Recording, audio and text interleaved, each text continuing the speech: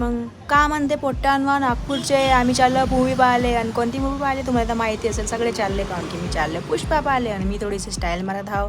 आणि मग एक माहीत नाही एक पोट्टा येते मग मागून असं काहून कसं करून राहिला, आपली हुशारी झाडू राहिला. मग चाललो मग मी अंदर पिक्चर पावाले. मग पाहतो आता कसं का सीन आहे. आता सगळे म्हणते चांगली आहे बा, आता आपण पण पाहून राहिलो चांगली आहे का नाही आहे. मग मी थोडंसं फ्लोंट करत आहो. आणि हे मग मी वापस घुमलो आणि मग चाललो. मग पाहू आता अजून कोण किती लोक आले.